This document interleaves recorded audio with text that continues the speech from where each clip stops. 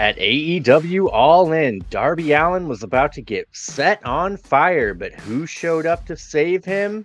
It's Sting! And after all the rumors and innuendo, Ricochet is all elite. Speaking of that gauntlet match, the greatest announcer of all time, Nigel McGuinness made his in-ring debut. Oh man, it was a hoot and a holler at All In this weekend. All that more in this week's episode of Grapple Sauce. Hit it, Dave. Hey, Daver here. Welcome to the show. Hey, this guy is more than likely Chad. And Chandler may or may not be on this episode. How we doing, boys? Doing good. You guys like the pay-per-view? Yeah. Sucked. AEW's washed.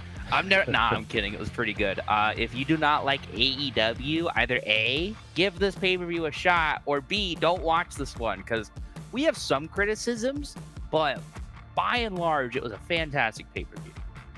Yeah. As I tend to say about most of theirs, I always think they've got like a perfect 10 hidden in there, and then they just have like a few too much of things on there that like if got chopped, it would have been the perfect show. Yeah.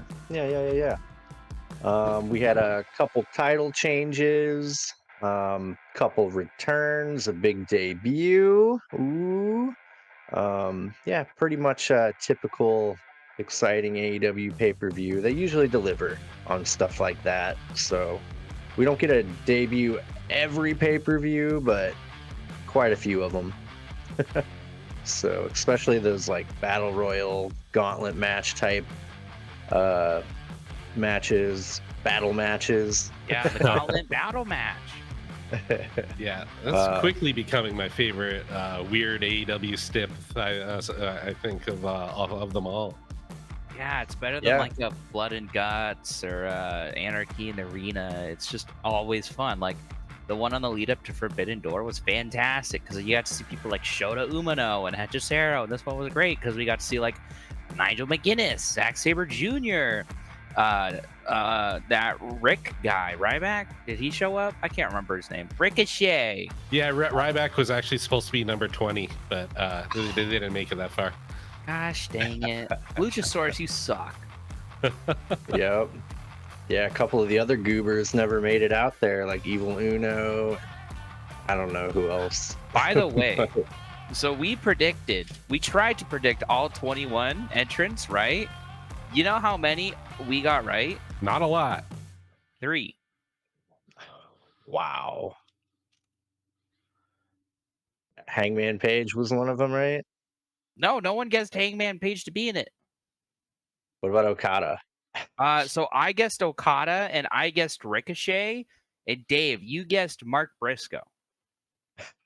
Other than that, big omissions, I guess. Miro, the Beast Mortos, Hologram, Matt Cardona. I mean, I can see him not being in, but I also could have seen him being in. Timothy Thatcher, same thing.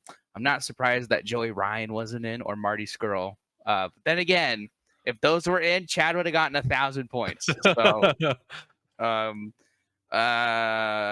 Michael Oku, Scorpio Sky. I think those two were kind of reaches, but it would have been a good return for Scorpio. Adam Cole, I guess he's still injured. Pac was elsewhere on the show. Penta, that was just kind of me looking for one before I said my last pick. Leo Rush, I think, was in the pre-show. Kip Sapien was in the pre-show. And then unfortunately, but it kind of makes sense now that I think about it, Takeshita was not in it at all. But I'm sure that guy is tired after a killer G1 run. Yeah, so, although, to be fair, Zack Sabre Jr. won the whole dang thing. It's Zack Sabre Jr. I'm making up a way to not be mad at this because I enjoyed the match without Takeshita. Takeshita is like when the crowds would chant CM Punk, right? Takeshita's my CM Punk, where I'm saying, I don't like this. I want something else, And I liked the Gauntlet match. It was probably my favorite match other than the Tony Storm Mariah May match. So I'm not really complaining about that. And plus, it was in Zack Sabre Jr.'s home country. Of course he was going to be in it. Yeah.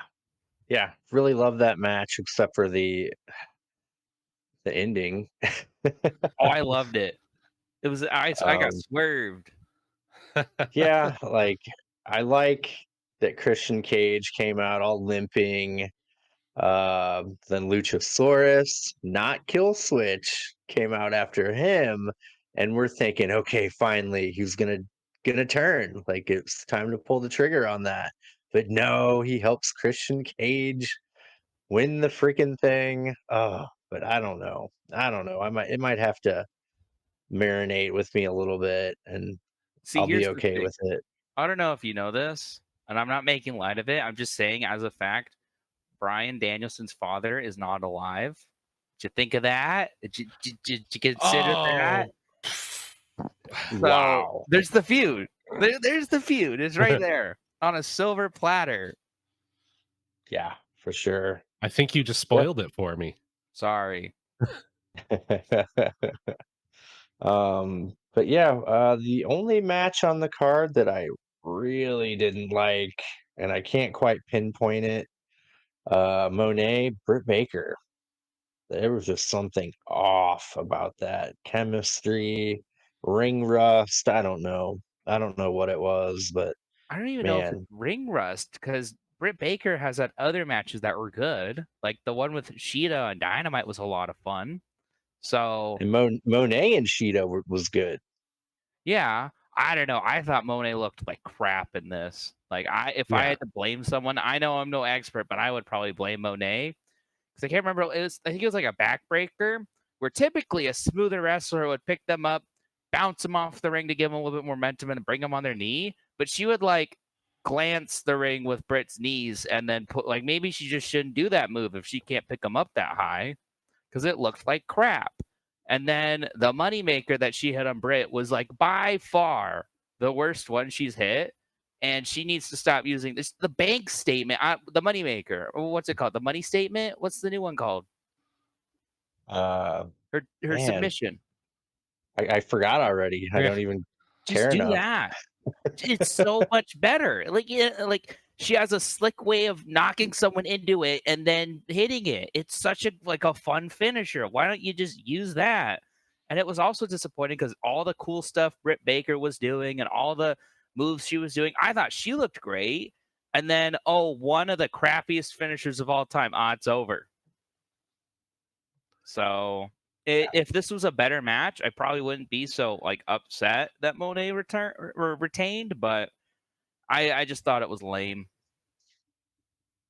Yeah, it didn't do it for me. Also a weird choice was to have Jamie Hayter return in the pre-show. That I would go as far as say is that's a bad choice because Yeah. like why? I had no idea until I watched a recap from someone else because I didn't watch the pre-show and sure I could have, but I don't have to I think I have to go to YouTube, which I could, but like they don't mention their pre-show once. They don't mention anything that Yeah. happens on it. And I think Jamie Hayter coming back is enough to mention. Should have Yeah, been. She's like upper tier women's wrestler. Like that should have been a huge deal. yeah, like half the ticket holders weren't in the building yet. But yeah, that was pretty weird. Um, yeah, really loved Tony Storm, Mariah May. That Oh, was a masterpiece. match of the year. Match of the year. Yeah. I'm calling it. I'm calling it. Find me a better So match. good. Find me a better I'm sure everyone can, but find me a better match. You can. Like, should they have flip-flopped the two women's matches So on the that's card? something I would 100% say is that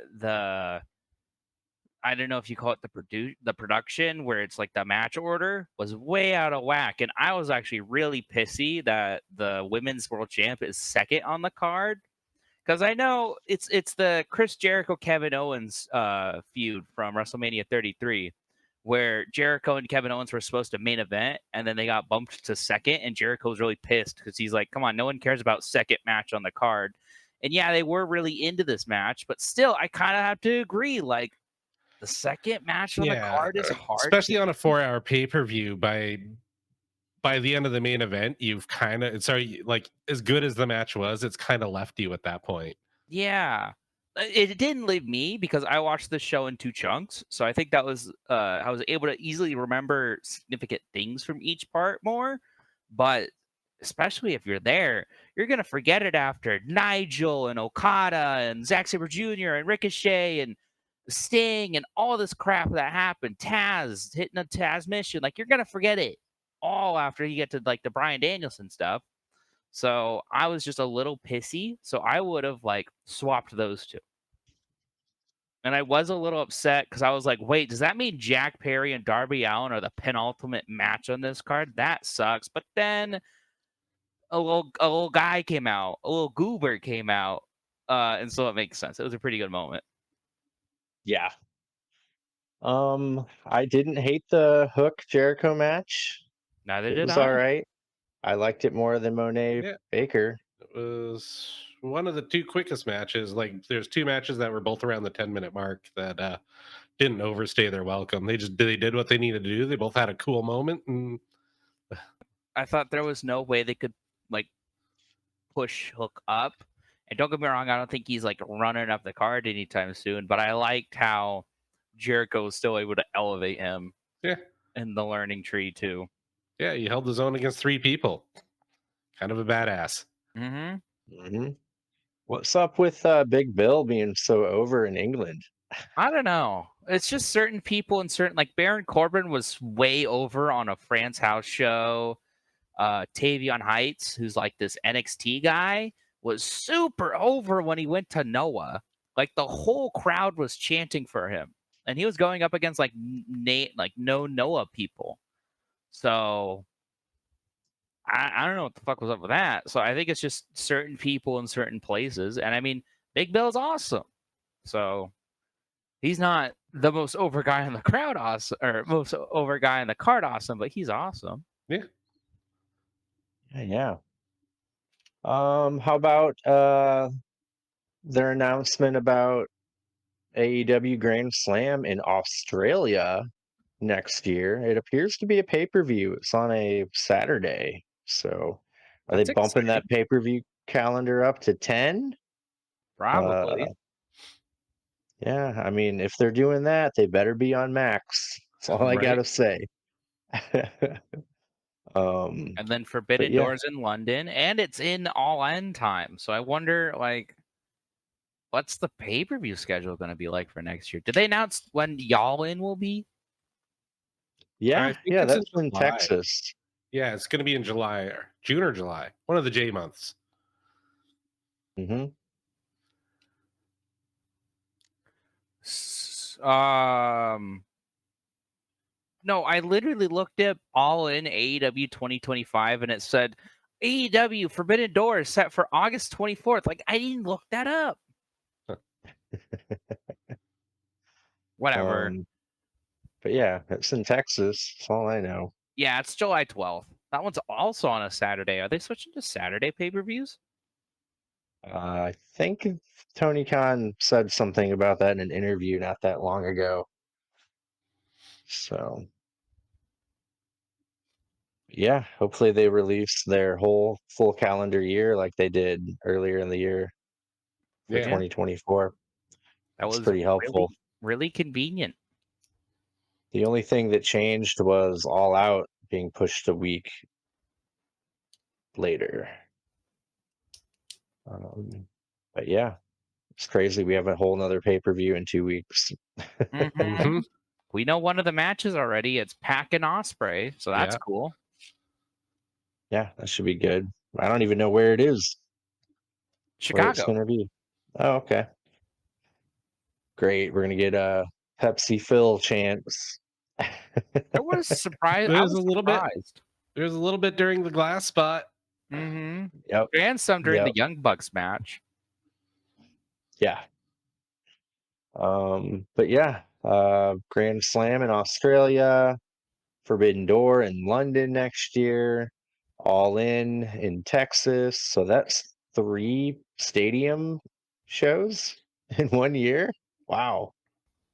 They're pretty ambitious. Yeah, hopefully they can do well. Yeah. Yeah, if he keeps Yeah. moving them to different markets, it'll probably do fine as long as he doesn't kill any of those markets. Hmm. Yeah. I'm here for it. Um, but yeah, I actually did watch the pre-show. Um, the only match that we actually did predictions for, right, was the Willow Ishii Statlander Stokely, right? Yeah. That's the only match we knew of. Yeah. Um, they had the 16-man tag with one team was Private Party, Ari Davari, Jay Lethal, Satnam Singh, John Silver, Alex Reynolds, Anthony Agogo versus Kyle Fletcher, Tommy Billington, Kip Sabian, Top Flight, Action Andretti, Leo Rush, and Rocky Romero. And Dante Martin got the win on that match. Oh, he's So back? He's he's back. back. Yeah, then we had the Willow Nightingale, Tomohiro Ishii, Chris Statlander Stokely. Uh, Statlander basically had the advantage over Willow for a good while. And then Stokely tried to chop Ishii. Of course, we no sold that. Uh, somehow Ishii goes to like charge at Stokely, and Stokely gives Ishii a spine buster What? and then gets him in the corner and gives him 10 punches. But then Ishii let him do that, but he took over after that. He takes Stokely's head off with a running forearm or elbow and covers him for the win. So we didn't get a chain. We didn't get uh, Stokely pinning Ishii like we thought would be hilarious.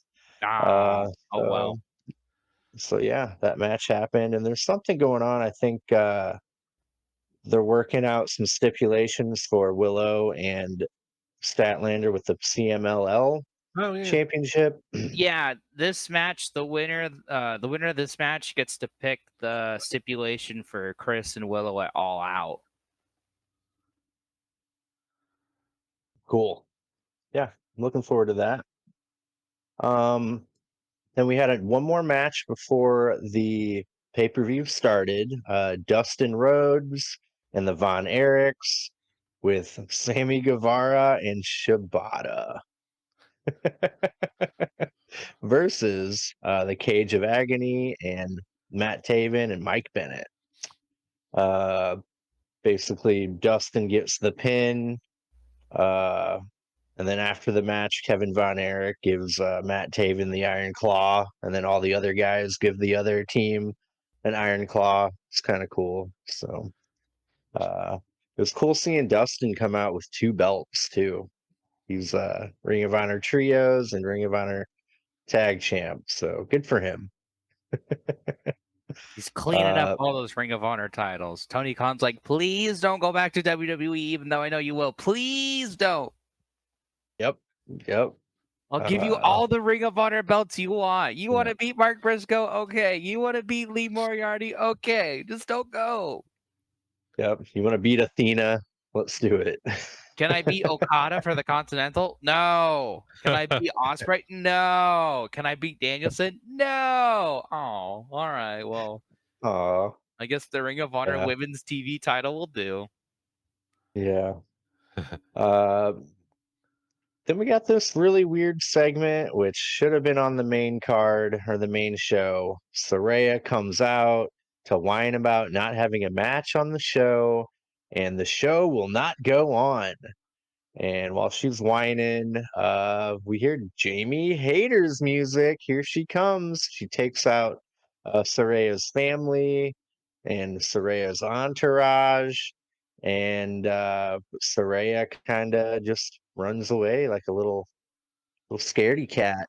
And we everyone thinks we're gonna have an impromptu match, like right then and there, but it doesn't happen. But yeah, we got Jamie Hayter back, looking great. Not on the main card, which was a little bit of a Criminal. letdown. I was happy. I was happy that it happened when it did. I watched it live, so But yeah, Why didn't I she come am. out to confront like Mariah May after she won or Mercedes Monet? Like that would have been awesome. And she doesn't have to come out and say Britt Baker because apparently they have beef. But let's say Mariah May wins. Oh no, the evil bastard woman, she won.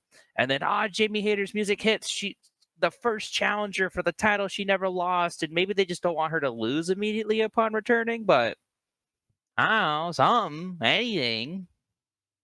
Yeah, man, she'll have the TBS title. I want her to take that off of Monet. She's the perfect candidate for Yeah. that. Again, I didn't even know it happened until I watched like someone review the whole show, and they were like, "Oh, by the way, Jamie Hayter was on the pre-show." Why didn't they say that on the main card? Yeah, They didn't say. I watched the whole show. They didn't say it once. Yep. yeah. You can always Yeah, do that like was a a quick little package. yeah, it was a wacky decision. There was no Pretty time bad. chat. They needed 2 video package for the Will Ospreay MJF match. Yeah, Yep. But yeah, while the pre-show is going on, they had all the entrances for the trios title London ladder match, which I thought was a little weird too. Like, how was that for you guys? Like, just jumping in and the match started. I hated it. I love entrances in wrestling. They're like one of my favorite things. So the yeah, pay-per-view started and everyone's in the ring. I'm like, oh, everyone gets jobber entrances? yeah, Okay. yeah. That was a funny start. Like I'm in that boat. Like the entrances set the tone for the match. Like even when they're like weird, like the Will Osprey one, like felt a little disjointed, but by the end, I was like into it. But He had a good coat. Will yeah, Ospreay had a great coat. So that's what like saved that whole entrance. I was like, this is cringe, but that's a cool entrance coat. So I'll give him that. But the Bang Bang Gang have the best entrance in wrestling right now. I love the patriarchy schlocky entrance. The House yeah, of Black have a cool entrance. And then I love Pac's entrance. I know it probably wouldn't have been him, it would have been PCC. But I like how he comes out and there's the cameras behind the wall and they see him through the holes. I Yep. love that. So that's Hmm. all 4 teams. I would have wanted to see their entrance, and they just cut it. Which I mean, they had to And that cut for time, but ugh. and they did that for Pac. They did the same thing you just said. They did the Bang Bang Gang, and House of Black had these really cool like claw hands that were like really freaking awesome, like oversized, like monster claws. Cool get up, good look. Yeah, it was really neat. Man, And I mean, I could have watched the pre-show. That's my fault, but still, it's easier to watch the wrestling all when it's live. But yeah, when I know, I guess isn't the case. But in the past, the pre-shows never really mattered. I mean, look at all those matches, right? It was a 16-man tag to get everyone on the card and get everyone a big payday. It was a 10-man tag to get everyone on the card and get a big payday. And the Von Erich stuff was nice, but other than the Jamie Hayter return, which was a mistake that should have been on the main card, and the Willow Nightingale Chris Statlander, which I also would maybe say was a mistake and should have been on the main card. I don't know. And you can't have a 4.5 hour show, but maybe you can. I don't know. Why not? yeah. Make it longer. More wrestling. Even though I complain about two, the matches, I want more, damn it. 2 nights. Ugh, no. No, just take a page out of our WCW Nitro reviews. 4 minutes of our foot, 5 minutes and 4 second matches across the board. You know where you can cut a lot of time? Will Ospreay MGF should have been 2 minutes straight. Two Yeah, minutes flat. So when like it kept going, I was like, "Oh, they're gonna wrestle, aren't yeah. I they?" was surprised. I thought it was going to be a squash too. I let myself get talked into it. Well, it's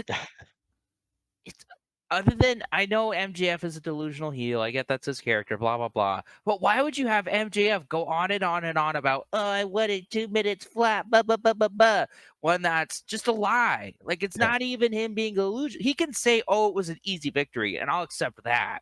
But him just being like, "Oh, it was a minute" when it was an hour, that's just a bold-faced lie. So to have Osprey get the upper hand and actually do it in 2 minutes would have been funny. Yeah,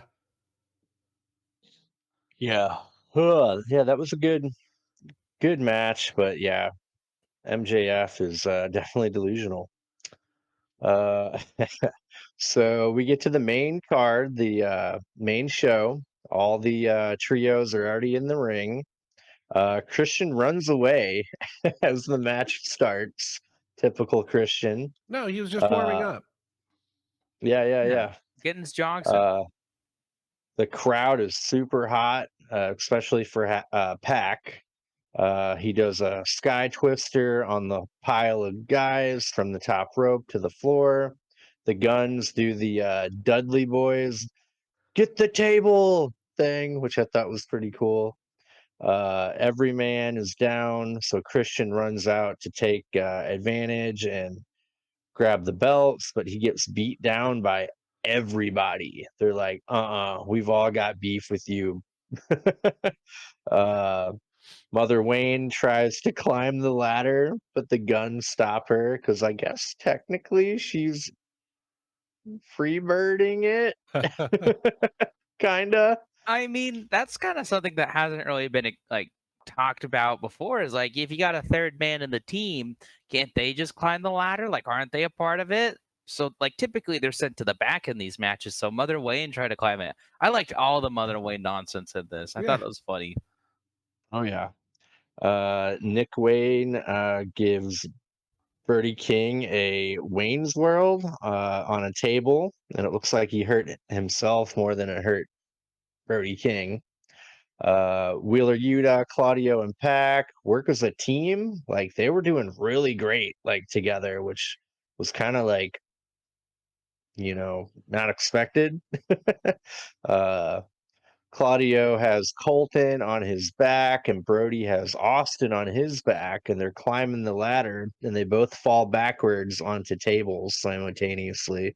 I like it as they Um, do that. They look at each other and go, "Guns up!" and then they fall. I loved like, I know this was like so many moving parts in this match, but the guns are still the best. I love yeah, them. dude, love them. Dude, and I was thinking like them separating from their dad was the best thing that they have ever done. Like that had to be the whole point of it, like from the get go. Like, all right, we got to get you away from your dad so you're not forever just known as Billy Gunn's sons. Yeah. That's gotta be what they're going for, and it's working. It has worked. Like they're not the ass boys anymore. No, they Yeah. shine on their own merit now. It's great. Yeah, I great, remember when great decision. they first started joining the back then Bullet Club Gold. I wasn't watching AEW at the time, but I remember a lot of people really pissy about it. They were like, "Oh, that's a waste. Why would they do that?"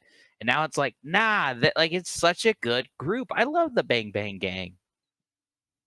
Yep, and I really miss Jay White. I want Yeah, him back. I love Jay White. He's a lot of fun. I hope he gets healed soon. Yeah. Maybe he'll be back in Yeah. time for the Continental Classic. Ooh, yeah. Can't wait for that. So yeah, then Nick Wayne does a tope into a Canadian destroyer onto a table to Malachi Black. Oh my god, that was That's so crazy. cool. He's like Yeah. 20. He's like 19 or 20. What the fuck? I Yep, think the they're gonna start youngest. heating him up a little for the Tacoma show. He's got to have a spot on there. He's from the area. Yep, I want a singles match I mean, he with did. Nick He Wayne. he played a pivotal role at the last Wrestle Dream because he turned on Darby. He wasn't in a match, but he turned on Yeah. Darby. So Yeah. Yeah, he's great. He's the youngest title holder in AEW history. he was. Now he's not Yeah, a he title was. holder. Well, Ooh. he's still got the Yeah. record. Yeah. Christian pushes Juice over while on a ladder, and he racks his balls on the ropes. Christian sprays Wheeler Yuta with hairspray that he got from Mother Wayne. Juice Robinson ends up spraying Mother Wayne with her own hairspray, and then he's like trying to put her through a table on the floor. Uh, but I believe Luchasaurus stops that. Christian spears Buddy Matthews off the ladder onto a table. Pac pushes Christian off the ladder and he grabs the belt. Pac, Claudio, and Wheeler Yuta win. Holy crap. And my favorite part, I think, is Malachi Black and Brody King go up and shake their hands and hold up their arms. Like that was freaking awesome to me. So, yeah, great match. Yeah, way to set the tone for the night, because like it had like the great wrestling and great feels, like even the serious stuff just had kind of like a lightness to it for me. Like the whole night, the whole show for to me just felt like fun.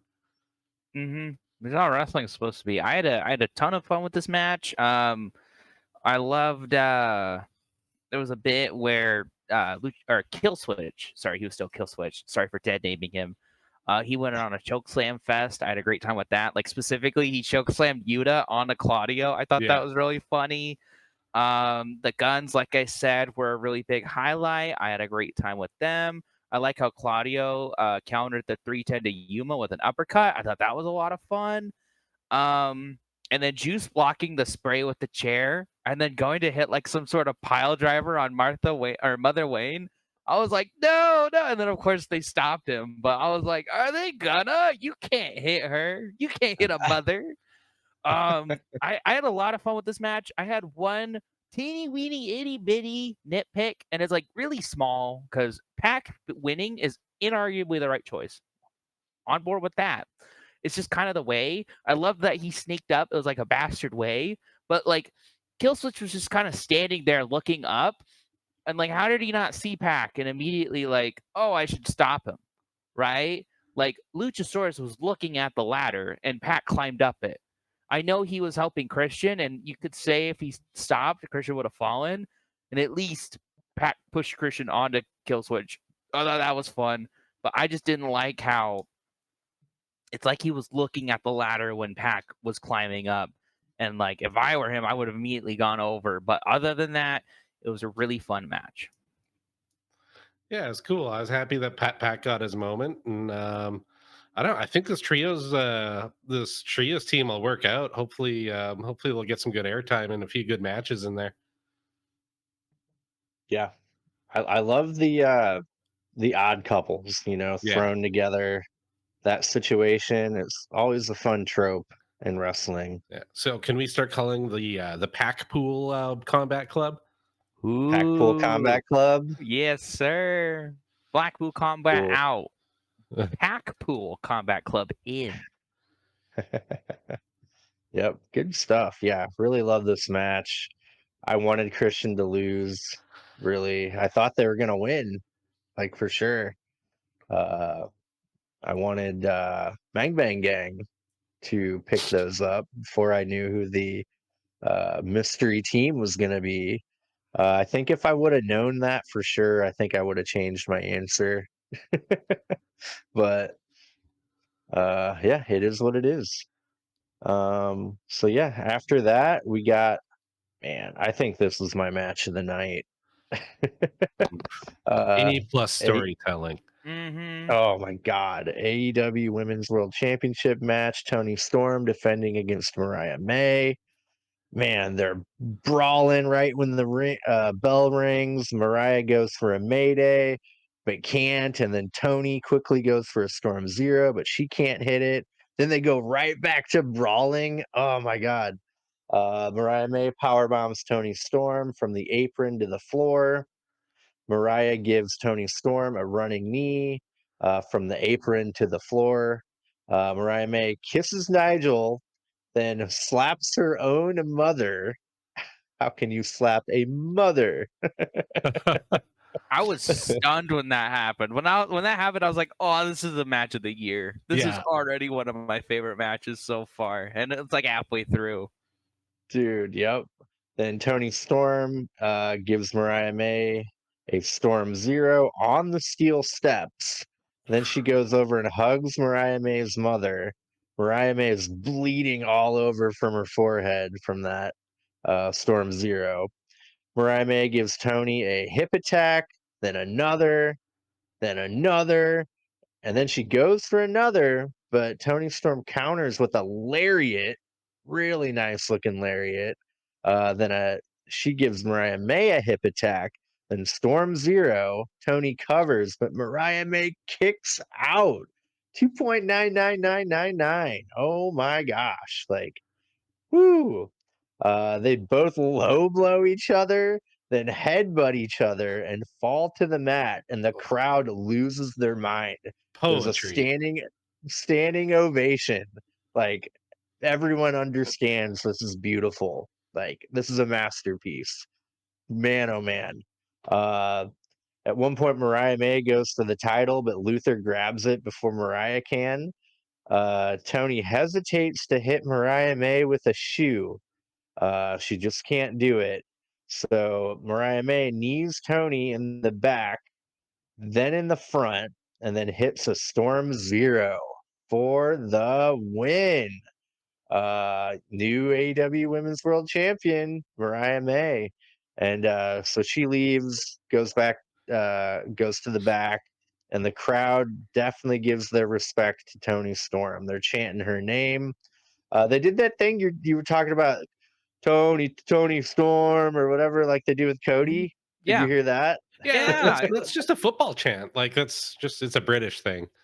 But I've known it for they do it with Cody Rhodes, Yeah, aka they do it with a guy they fucking love. So the yeah. fact that Tony Storm gets it, oh, I want you guys to both talk about what you think about this match before I go off, because I'm gonna be honest, this is now like in my top 5 favorite matches of all time.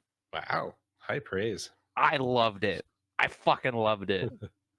Yeah, I couldn't like this is one of those ones like the first two matches of the night. Phone wasn't even anywhere near me. Like past the phone test, I was just enthralled. I was like, this storytelling is so good. It could go either way. I don't care because they were just both so fucking awesome. Like the wrestling itself was crisp. The storytelling was crisp. Fucking Luther at the end reaching up, then flipping her off, and then oh man, like everything, every little detail. A plus, like uh peak wrestling. Like I honestly think this one probably one of the few women's matches that are usually ever in contention should be talks for match of the year. How about you, Yeah, Dave? man, yeah. Like everyone loves Tony Storm. Like the crowd was definitely firmly behind her. Um, and yeah, like I didn't know who was gonna win. Like there was no way to know. I thought Tony Storm had it after that Storm Zero and uh that 2.999 cover. Man, oh man. But yeah, it's the shoe. She hesitated. She loved Mariah May too much. Cost her the match. But yeah, it was great. Just like I got such a kick out of the crowd during this match. Like that was super entertaining. So yeah, my match of the night, it was beautiful. Yeah, they were invested, as was I. I mean, this whole Tony Storm storyline they've been telling on TV has been by far my favorite thing on a like maybe not my favorite. The Rise of Swerve was pretty dang cool, but it has been one of my favorite, like consistently loved things on Dynamite and Collision and the pay-per-views. So finally seeing its climax, it like ultimately delivered. I loved it. I loved Luther coming back since the first time since him being beat up by Mariah May. I love seeing Mina Shirakawa in the stands. I felt like that was a nice little touch. Like we saw her a couple times. Who was sitting next Uh, to her?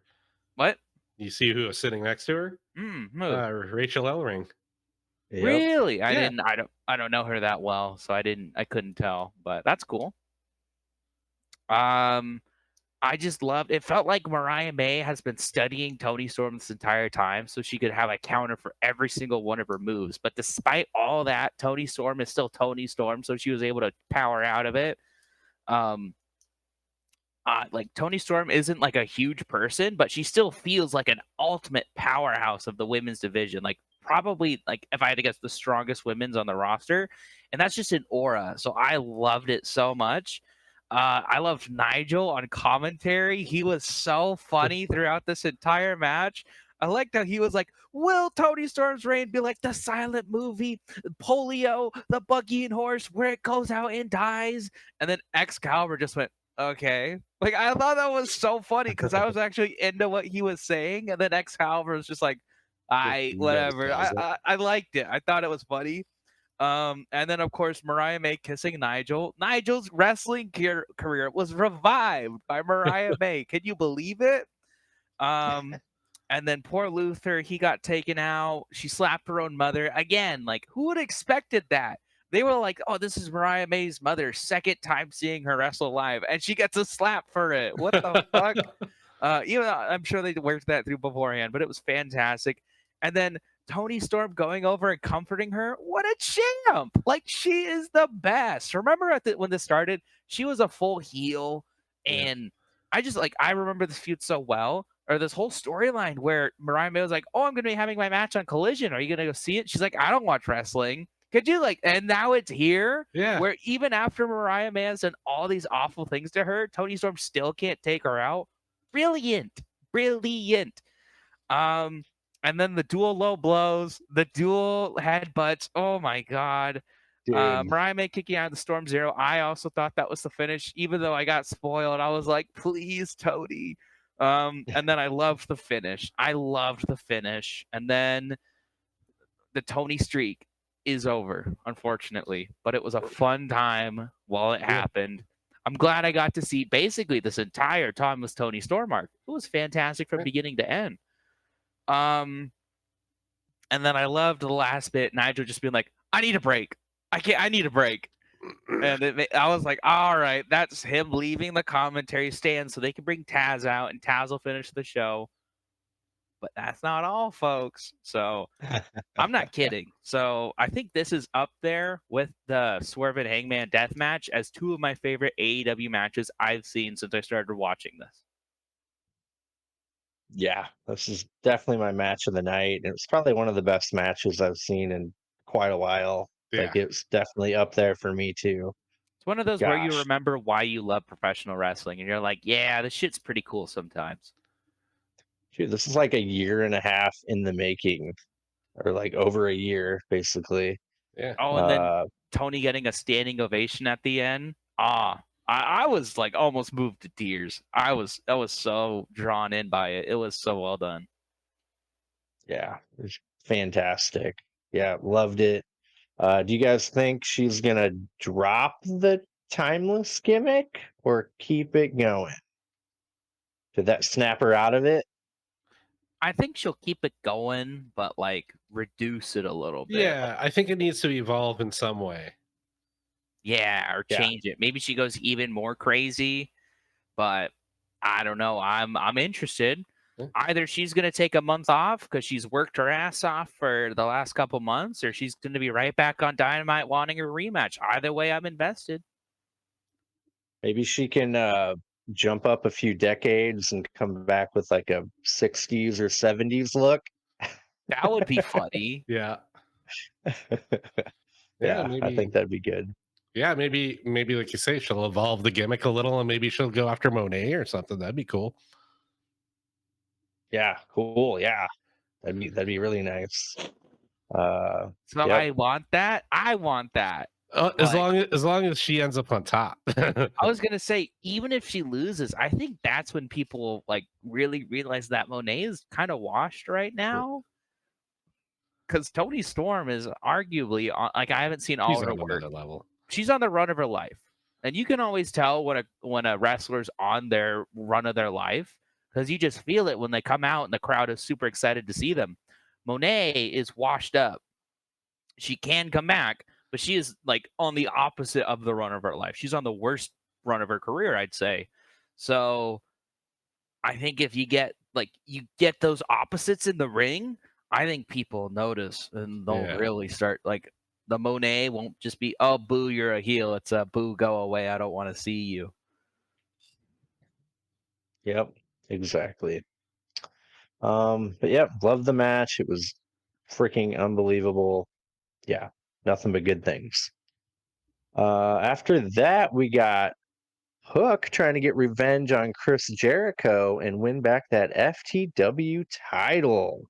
We got Fozzy performing Jericho's theme, and Jericho actually sings it as I he's like how he coming started out. out with, hi guys, and then he said the I am the learning tree. It was silly. Uh-huh. Like I didn't hate Fozzy. That's the big headline of this whole review. Not Tony Storm, not Mariah, not the Gauntlet, not Brian Danielson winning. Fozzy wasn't dog shit. Yep. Uh, Big Bill and Brian Keith and Jericho all attack Hook. Hook fights back and takes out Big Bill and Brian Keith by himself. Jericho grabs a bag of cricket balls. Hook grabs a cricket bat.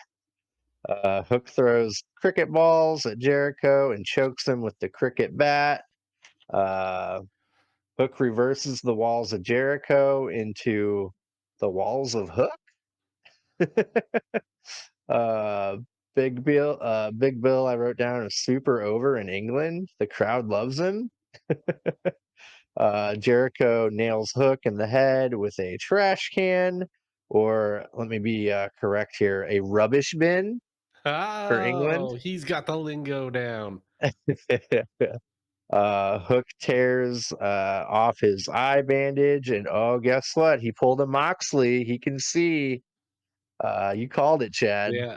I didn't train for a guy with two eyes. At least Jericho didn't like outright say that, you know. It was just kind of like, Hook's fine. I dug it, but I've also not seen that Moxley Jericho match, so I'm a little immune to that. Jericho literally yelled that during the Moxley match. And that it's funny because it's happened once, and I'm Yeah. saying Jericho didn't do it twice. Yeah. Jericho accidentally knocks Big Bill off the apron onto a table with a barbed wire board. Taz gets Brian Keith in a Taz mission while Hook gets Jericho in the red room and makes him tap. Hook wins. He's got the FDW title.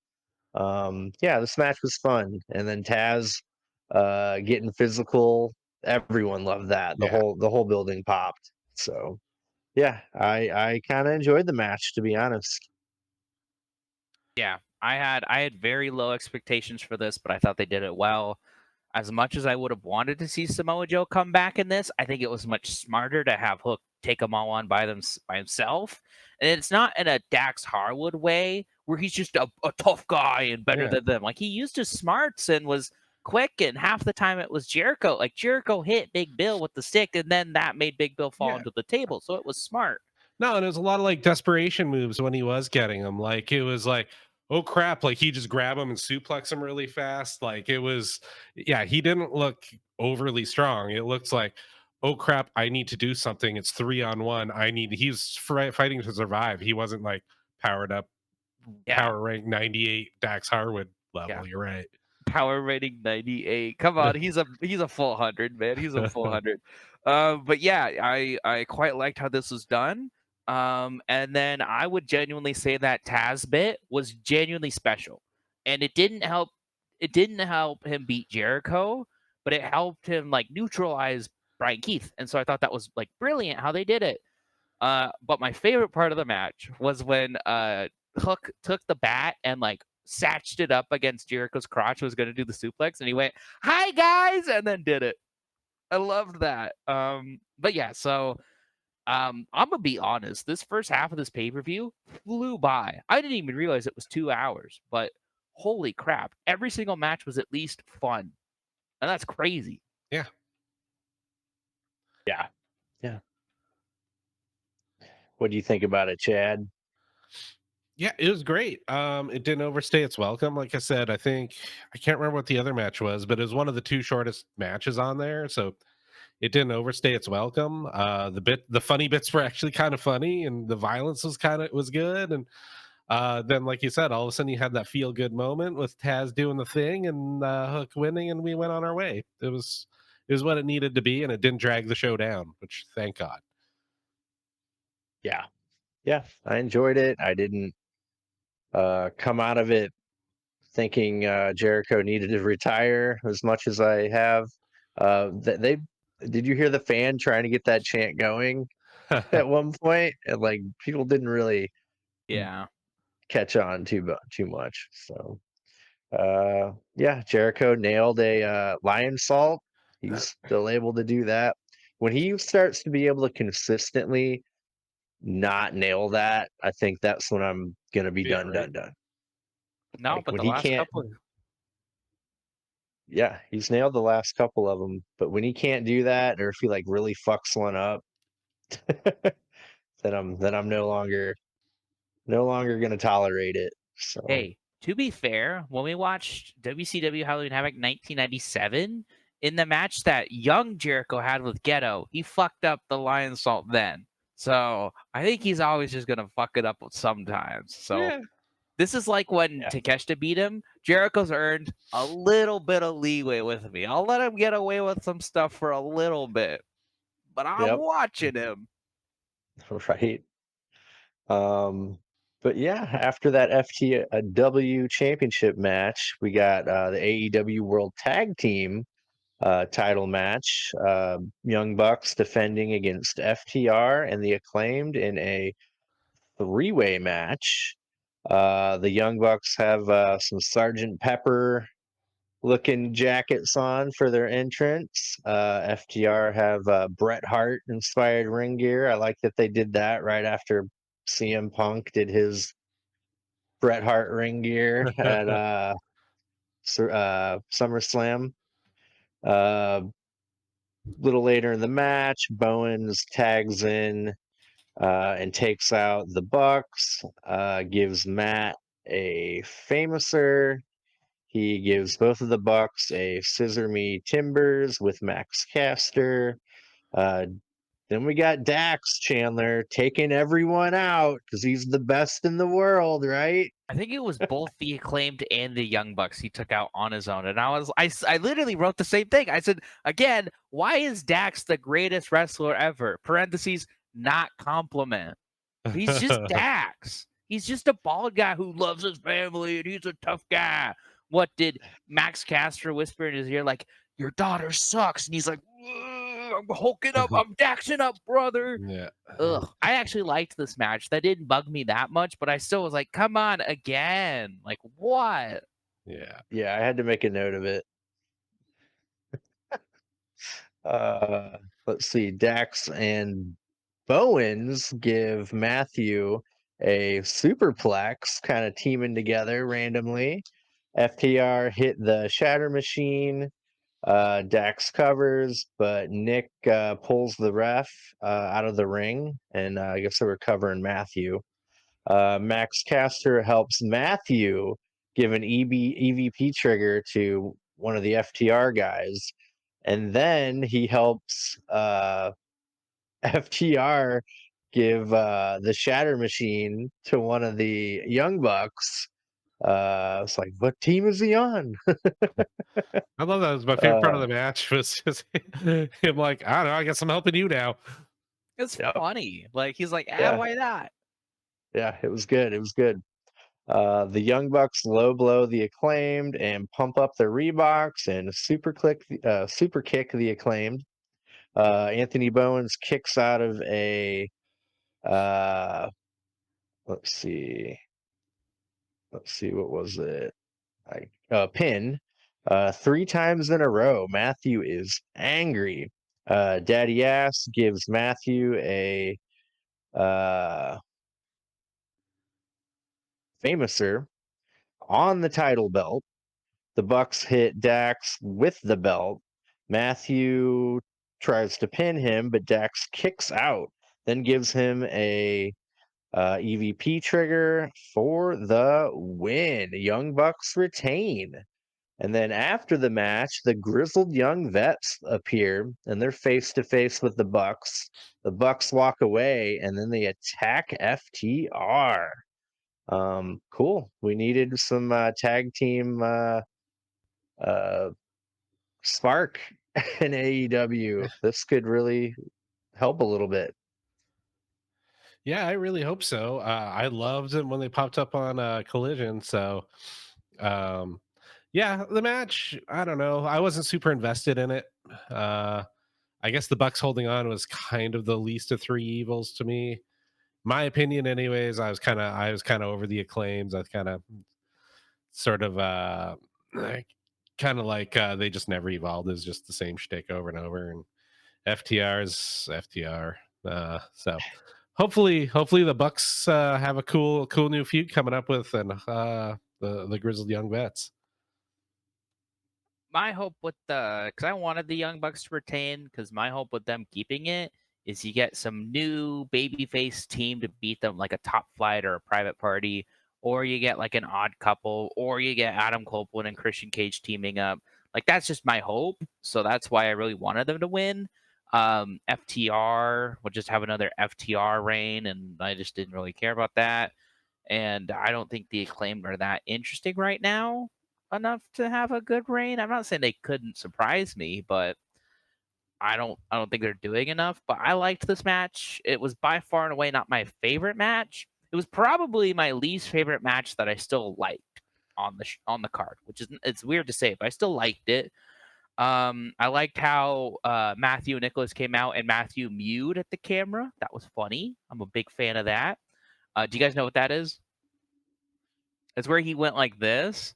It's basically a joke where it's like how you get the good jawline is you like clench your teeth and you purse your lips and you're like constantly doing that and it gives you a good jawline. And so like if someone's talking and they're like yapping, you go silence, look at my jawline. And that's what he did. So Yeah. I thought that was funny. It's a Gen Z thing. And then I Yeah. liked one line of the Acclaim or Max Caster's rap, which was pretty short. I liked how he said, "FTR, you got Bret Hart matches in your spank tank." Thought that was funny. Um, I was a little disappointed early on because it's the crap trios tag team rules. Basically, you know how WWE do their trio tag team matches now, where it's always a triple threat and you can only tag in your partner. I hate it where it's two guys are legal and then they have to like Yeah. anyone can tag that in. I just think that's kind of lame.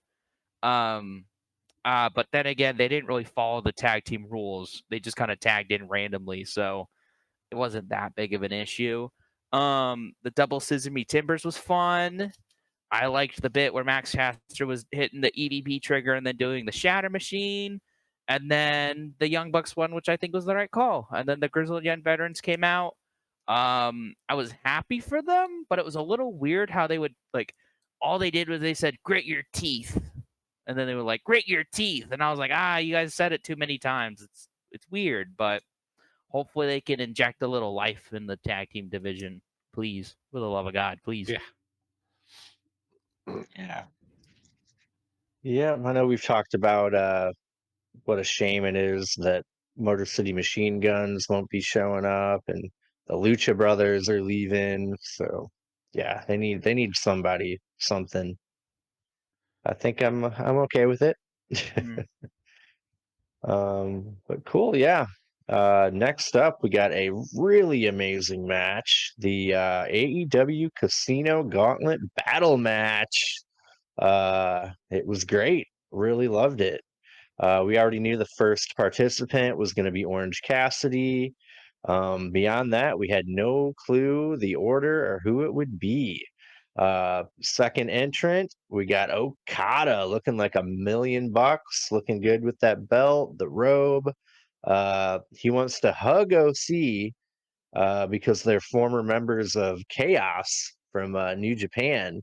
And Okada hugs him, but then attacks him. Orange Cassidy blocks the Rainmaker by putting his hands in his pockets. Number 3 entrant blew the roof off the building. Nigel McInnes, and he still got it. Wow, it was really neat watching him go. It was really cool. Holy shit. Yeah, 13 years out of the ring. Mariah May revived him.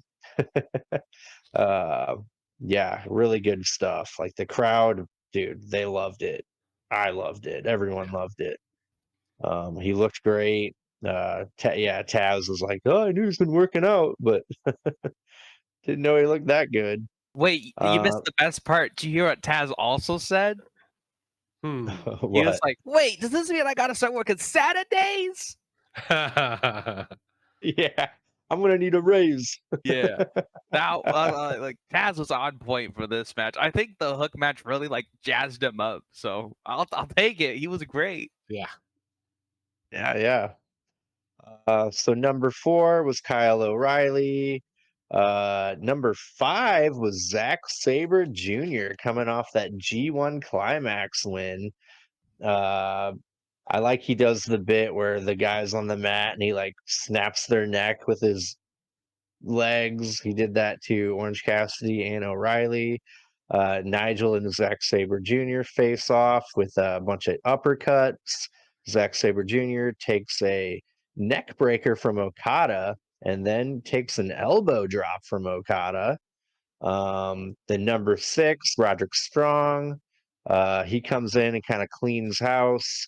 Number 7, Mark Briscoe. Lots of redneck kung fu. Briscoe does his uh, chair assisted dive from the ring to the floor. I love that. That's kind of his signature. Number 8, we got Hangman Adam Page, and he looks deranged. I love it. He is so mad. He takes out the conglomeration and then everyone else. He gives Orange Cassidy a dead eye. Number 9, we got Jeff Jarrett. He goes right for Adam Page. Uh, then everyone else after that, we get a Fargo strut. And then he goes right back to Adam Page. Uh, then Adam Page power bombs him. Number 10, the big debut, Ricochet. Uh, I like his music. I like his look. I've never seen a Ricochet match, so this is going to be really fun. I don't really want to count this as a Ricochet match per Didn't even se. scratch the surface. So I'm looking forward to Dynamite. Hopefully he'll be on there. He takes out Hangman Page with ease. He does a shooting star press from the top rope onto the pile on the floor. Man, oh man, that thing looked elegant. Number 11, Christian Cage. He is limping. Ricochet crossbodies him on the floor. Hangman gives Ricochet a buckshot lariat, covers him, but Okada breaks up the pin. Jeff Jarrett smashes his guitar over Hangman Adam Page's head. Then Okada gives Jeff Jarrett a rainmaker. Nigel gives Briscoe and O'Reilly the Tower of London. Awesome. Christian Cage spears Nigel McInnes. Then we got number 12 entrant Luchasaurus, not Kill Switch, because he left the trios match looking pretty angry at Christian Cage. He threw up his arms and walked off. He grabs Christian Cage, but then he grabs O'Reilly, choke slams him, then puts Cage on O'Reilly for the win. Yeah, I wanted them to pull the trigger on Luchasaurus finally turning on Cage, Right? but they didn't do it. It is a little surprising that they had him come back as Luchasaurus and didn't have the turn. I think that's a bit odd, but I like Christian Cage winning. I think it's a good swerve. I think he's always a good contender. And the biggest thing about this is I like how it's a money in the bank situation where he can cash in anywhere, anytime. I genuinely thought he was going to ruin Danielson's moment and cash in on him and just beat him. So was a little shocked that that happened. Didn't happen, but I'm excited for him being a world champ at some point. And I'm excited that it can happen at any time because that's the perfect smarmy Christian Cage way. And he doesn't have to have a long reign. He can just hold it for like a month and then lose it. I think that's perfect. But I goddamn loved this match. There were so many great moments in it. I loved Nigel McGuinness. I loved Zack Sabre Jr. Hangman Adam Page going on a tear was fantastic. But one little thing that I really liked was when he was going on his tear, he like grabbed Karen Jarrett, was like gonna like he was choking her, and he like hauled off. He was like, "What is wrong with me? Like, what am I Yeah. doing?" And then I think that's when Jarrett hit him with the guitar. Oh, it was so funny. Yeah, I think Zack Sabre Jr. is genuinely one of my favorite wrestlers. I think he's just too talented. He's too talented. Um, I love Hangman. Like OC was going for a orange punch, but Hangman just caught him and hit him with a crazy deadeye. That was fantastic. It was funny when Ricochet came out and they were like, "The rumors were true. And I'm like, rumors? It was reported as Yeah. like fact. What are you talking about? Rumors. Um, Okada stopping Hangman's pin by just like lazily kicking him. Oh, it was so funny. Oh my god, Okada's the best. I can't wait for that Okada Yeah. Hangman match. I Yeah. cannot And wait that for that. look on Okada's face, it was almost like you're beneath me. Hmm. Ah, Speaking of beneath Okada, it was really funny to see Mark Briscoe do redneck kung fu on Okada. Like really, Yeah. really funny. Christian spearing Nigel, I thought was great. For how much Nigel glazes Christian, Christian just still speared him. Oh, perfect. And Hangman, like best of all, Christian's winning was worth it because Hangman's reaction, he was losing it. That poor guy. I'm starting like, I know he's supposed to be the bad guy in this, but I'm starting to feel bad for that kid. Yeah. Yeah. The moment they announced it, I was like, he's the winner. They swerved me too. And I enjoyed it. Like, I love the popcorn matches, and I think this was like the best version of that. So many cool little stories, like Jeff Jarrett. Like the second that music hit, I'm like, of course, it couldn't have been anyone else. And yet again, 2024, and Jeff Jarrett is still one of my favorite fucking people on the roster. Like, ah, what is even happening? Kyle O'Reilly, the whole conglomeration. Like, yeah, I not one thing like I don't have zero criticisms for that match. I thought it was like the perfect thing, right smack dab in the middle of the show. Like it kind of like re-energized me a little. Yeah, like yeah, couldn't say don't have enough good things to say about it. The only criticism I have, I wish it was longer. I wanted this to go the full 21 guys. Yeah.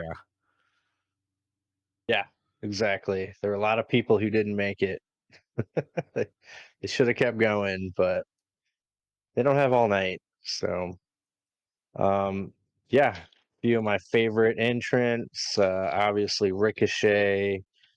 Obviously, I love Jeff Jarrett. Hangman Page was a big deal. I'm glad they fit Okada in there. They needed to get him on the pay-per-view. That was a great call. Um, yeah, and I love Mark Briscoe too. So yeah, a lot of great stuff, a lot of crazy. Everyone got their shit in, which is important. No one looked like a huge chump. No, there were no like jobbers out there. Like everybody had a purpose, everybody had a moment to shine. It was great. Hmm. Even Roderick Yeah, Strong, who we didn't like, I don't think anyone else really mentioned him. He still looked True. great. Like, Yeah. Just end of heartache, man. He nailed one. It's probably one of my favorite finishers. I'm starting to like yep, really like and Roderick again, and I think it's because he doesn't talk as much. Because like the loser gimmick worked before the Devil Dumpling Yeah. Gang, but then we were supposed to take him seriously, and he was still the loser. Now he's just going out and having good matches. So Yeah. I'm like, yeah, I like Roderick Strong Yeah. again. He's good. Him as just wrestler guy is kind of his shtick. Yeah, it's fine. yeah, so good. Cool. Yeah, great match. I hope they do a lot more of those, maybe more often. Uh, cool. After that, we get American Championship match. MJF defending against Will Ospreay. Ospreay gets a Assassin's Creed intro package. They're kind of like promoting the game too, which was kind of weird. Like you said, Chad, it kind of detached me a little bit from what was going on. MJF has his flag and his streamers. I like how they were caught up in the lights for the rest of the show. They're a little distracting. One thing I actually really liked about All In was like you could see the effects of the matches beforehand stay. Yeah. Like you saw the Okada Bucks as like throughout the rest of the night. I liked that. You could see the streamers throughout the night. I liked that. So not everything has to be like WWE where it's all clean, back to reset. Like I really liked that. It felt like uh I don't know how to put it right because I loved it, but it felt like a worn down show. Like a Yeah. lot had happened tonight, and you can see the reminders everywhere. Yeah. Yep. Um, so yeah, MJF ends up hitting a kangaroo kick on Osprey. I thought we were doing no more kangaroo kicks. No one That was cared all. about that. Like this Yep. match died for a lot of it, and the crowd didn't care for having Will Ospreay in it. It was Yeah. kind of weird. Yeah. Yeah, I agree. They were pretty quiet for a lot of it. Osprey hits a standing sky twister on MJF and he pins, but MJF kicks out. MJF catches Will Osprey and gives him a tombstone pile driver on the floor. Osprey gives MJF a Spanish fly on the floor. Will Osprey gives MJF a shooting star press while he was draped over the top rope. That was really cool. That was actually amazing. MJF counters a Stormbreaker into a Crossroads. Then MJF kicks out of an Oz Cutter. MJF puts his leg on the ropes while Osprey covers after another Oz Cutter. Will Osprey hits a Stormbreaker and covers, but MJF kicks out. Uh, it's like, man, what does he got to do? He's got one more thing he can do. Osprey misses an Oz cutter on the apron, and he hit really hard. MJF gives Osprey a Panama Sunrise on the apron. Osprey barely beats the 10 count. Will Osprey ends up hitting the Oz cutter on the apron on MJF finally. Will Osprey goes for a hidden blade to MJF on the floor, but he hits a cameraman. Osprey goes for a hidden blade in the ring, but MJF hits him with the title belt. MJF covers, but Osprey kicks out. That the crowd was starting to really like wake up, a little bit before this. Then MJF hits Osprey with a sheer drop brainbuster and covers him, but then Will Osprey kicks out. Crowd is starting to really go nuts. We get a ref bump from Will Osprey having MJF over his shoulder, and his MJF's legs hit the ref. Osprey tries to give MJF a Tiger, Tiger Driver 91, but MJF gives him a low blow. MJF tries to hit Osprey with brass knuckles, but a masked man gets on the apron and stops him. Who is it? Danny Garcia. That was great. That was a good moment. You guys hear about MJF getting his ring stolen? Yeah, that's crazy. I thought that was Yeah, gonna be like a storyline, like, ooh, Adam Cole is gonna come out and hit him with it or something like that. But then it was like, oh no, it actually got stolen. What the fuck? like how you got to think they have like security cameras on that door, right? Well, Wardlow's TNT title was stolen, right? Like that Yeah. was, Out and of then his they were, car. That was out oh, of his car. Someone broke the window. So yeah, like it's crazy. And then you gotta remember it all started with Jericho getting his AEW World Championship stolen. Did you hear who- about that? I think I Yeah. vaguely remember what happened. So he left it in the car while he was like Outback Steakhouse having a steak, and And a little bit somehow of the like bubbly. I can't remember what city it was, but the cops found it on the side of the road, like in a bag or some shit in the bag. My God. If I'm getting Some that crappy correctly, replica belt. Ugh, I don't want yeah. this. No, that's the Th- real one. Gee. They had never heard of AEW at that point. Oh, this is some indie promotion. I don't care. Just tosses it. They didn't know Jericho was holding it. Yeah, yeah, that was pretty crazy. That was like kind of a bad omen in my mind for AEW. Like, oh no, really? Oh yeah. uh, so yeah, he breaks out the brass knuckles. Danny Garcia shows up and stops him. Will Ospreay hits that hidden blade. Then Tiger Driver 91. He looked so happy to hit that too, and it looked brutal. Oh my gosh, he just dropped him on his neck. And he wins the match. Uh, Will Ospreay doesn't want the American Championship. But Christopher Daniels comes out and presents him with the old International Championship belt. It has been restored. Uh, yeah, the last half of the match was amazing. It really had a slow start for me. Yeah. And seeing him hit that Tiger Driver 91, like, oh, it was so uh therapeutic to see MJF get that move. Yeah, loved it. Yeah, for me, I liked the match just fine. Like you said, the finish was good. I'm just happy it's over and we can move on. I don't think those two were a good pairing. Uh their Nope. styles or whatever. Like I like MJF just fine. I like Osprey. Love them both, but just together, I was just kind of like, okay, let's just get through this because I don't know what it was about them. The chemistry felt off. I don't know. Wasn't for me. I thought this match stunk. I kind of hated it. I did not like it. There were decent moments, but I was just kind of annoyed like the whole way.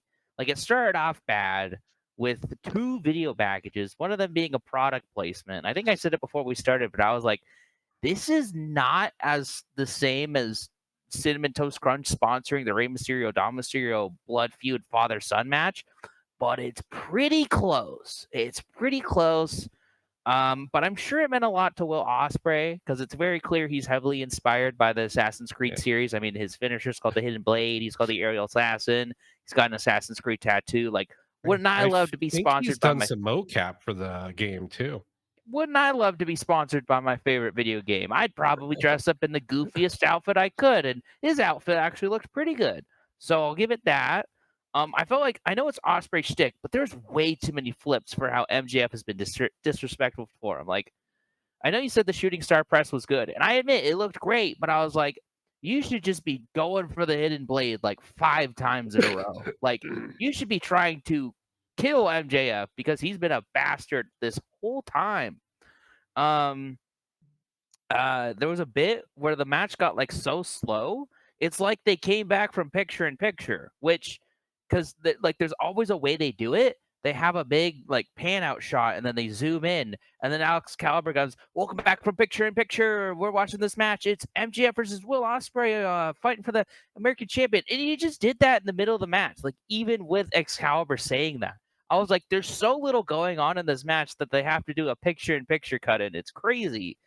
Um, like Osprey kept pointing at something. I think he was going for his Oscar, but I was like, what is he pointing at, the WrestleMania sign? It was kind of getting ridiculous.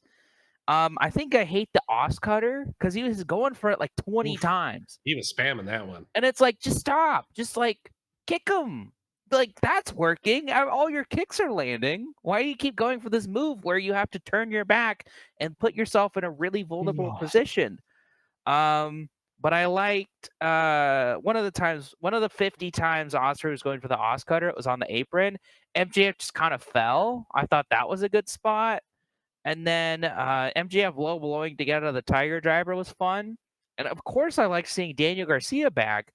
But again, it was my issue a million years ago when we watched the Dynamite where I was like, Daniel Garcia is kind of like the background character, and I want him to be the main character. And he's just, the pawn that, got MJF to lose, which is fine, I guess. At least he's there.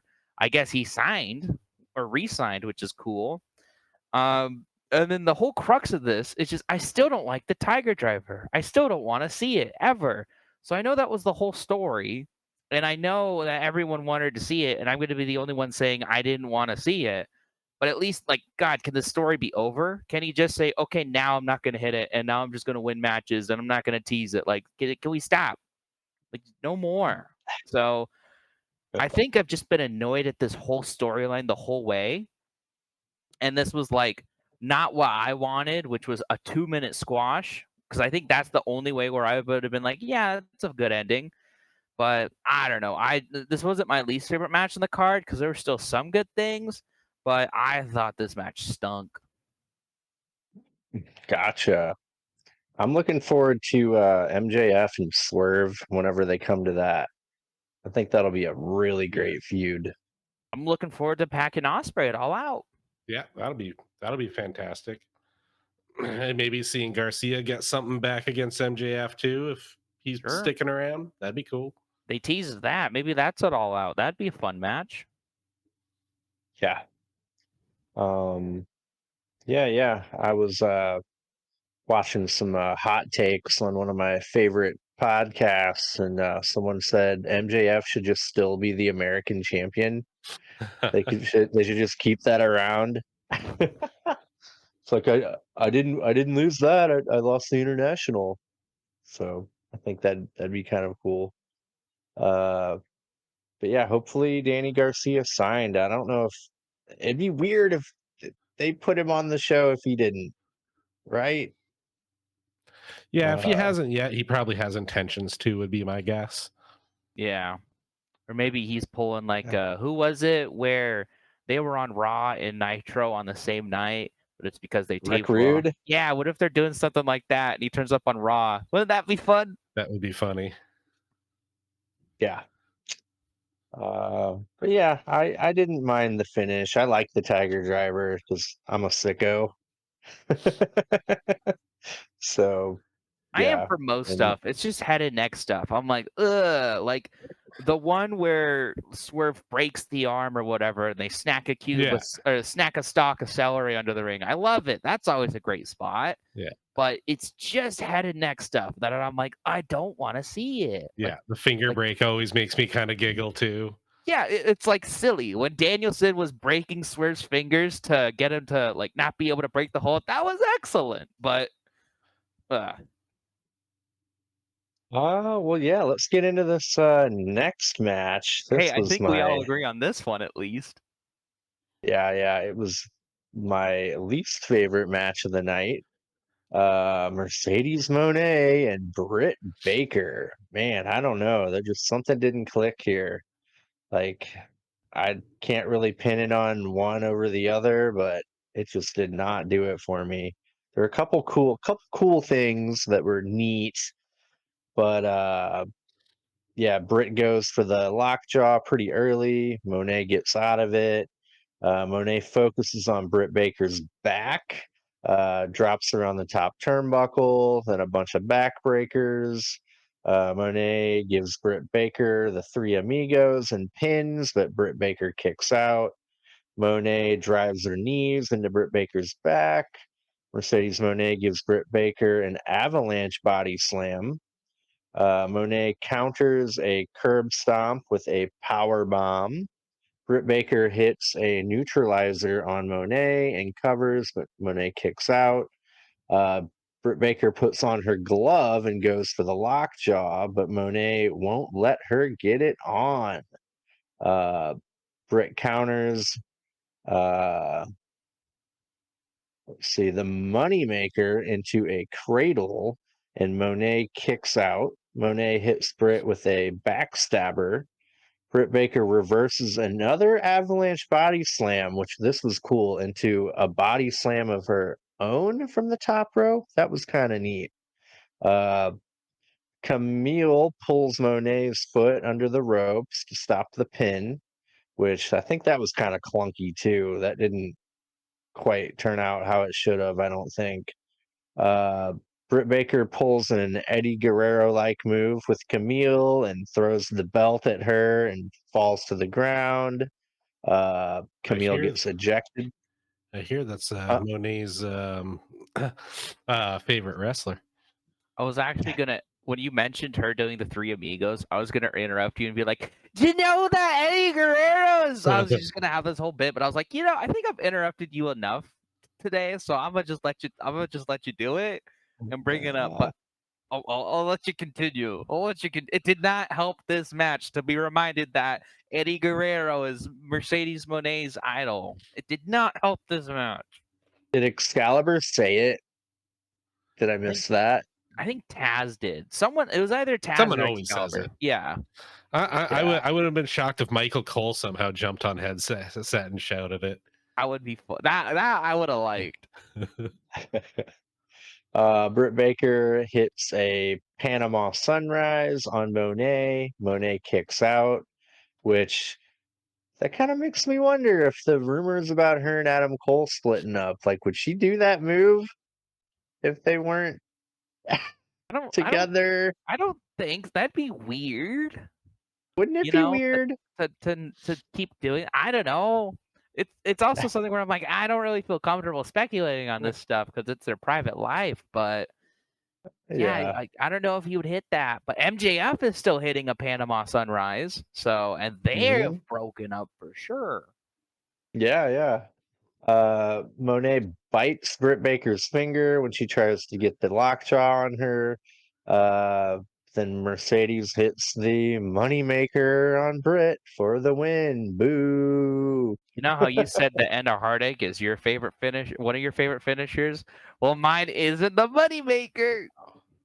No, it looked weak. It wasn't powerful at all. Like, I she think should not have won with that. that was like the worst one she's done since she's been in AEW. And I think I was mentioning this beforehand, but like she's got the bank statement or whatever it's called now. That's a great submission. And she's always really good at like sneaking it in. It's like kind of like the RKO. She can hit it out of nowhere. So like, why aren't they doing that? It's Yeah. always a better spot. Yeah, no, not there's not nearly enough submission finishers for me and for my taste anyways. It would be cool, especially have like a prominent female one too, but yeah, no, I think she's hit that move once where I thought it looked okay. Her Yeah, I can't remember who. second match wasn't. Yeah, the Willow one looked kind of so. Was it like Sky Blue or something like I that? think it was Sky Blue. Yeah, okay. I'm gonna go over what I liked about this match. Okay, I liked the corgis in Monet's entrance; they were pretty cute. I liked what you said where Britt reversed the body slam into her own body slam like mid air. That looked pretty slick.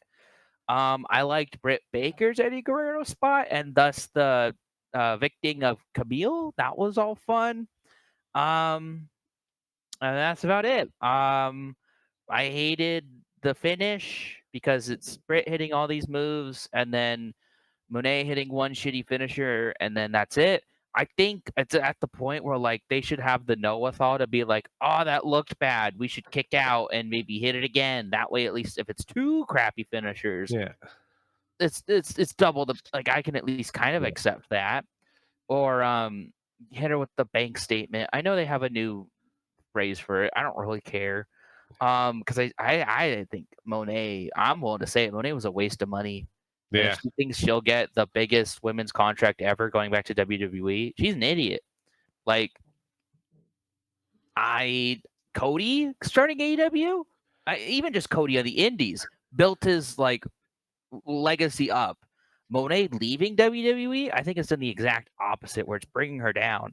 And then the stupid Eddie Guerrero stuff. Like, I get it. I'm not saying she can't have an idol, but just don't bring it up every single time, every single match. Like, they don't go, oh, FTR's role model is Bret Hart. You just know. Like, you just know by yeah. watching their matches.